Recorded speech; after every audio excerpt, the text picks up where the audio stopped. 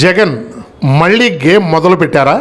దగ్గరైనట్లు కనపడుతూనే దూరం మెయింటైన్ చేస్తూ కావలసింది చేసుకోవటం జగన్కు వెన్నతో పెట్టిన విద్య.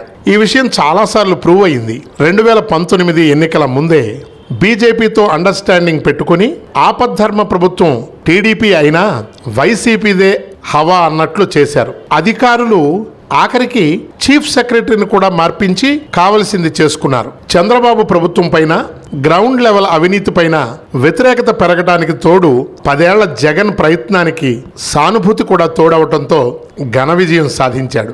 బీజేపీతో తన బంధాన్ని కొనసాగిస్తూనే తెలివిగా ఎన్డీఏలో చేరకుండా బయటే ఉన్నాడు. ఎందుకంటే తనకు మద్దతుగా నిలిచిన క్రిస్టియన్లను, ముస్లింలను దూరం చేసుకుంటే ప్రమాదమని భావించే ఆ పని చేశాడు.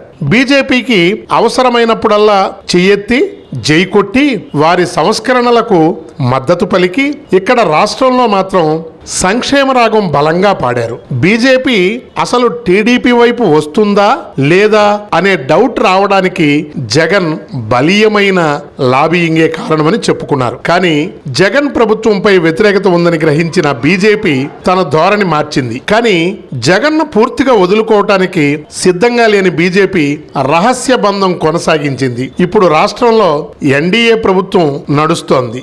బలం తగ్గిపోయి ఘోర పరాజయం పొందడంతో ఇప్పుడు జగన్ దిక్కులు చూస్తున్నాడు.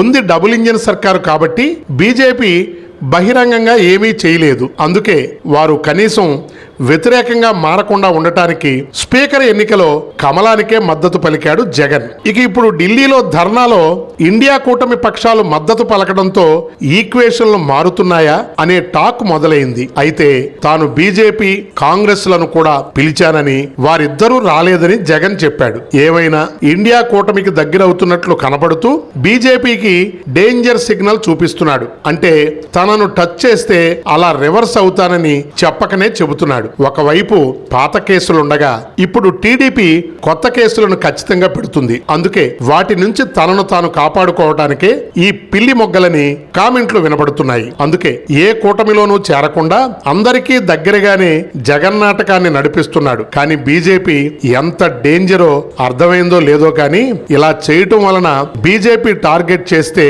రేపు బాబు పెట్టే కేసులకు కూడా సహకరిస్తే ఏంటి పరిస్థితి అనే టెన్షన్ వైసీపీ శ్రేణుల్లో కనబడుతోంది. మరేం జరుగుతుందో చూడాలి. Wait and see.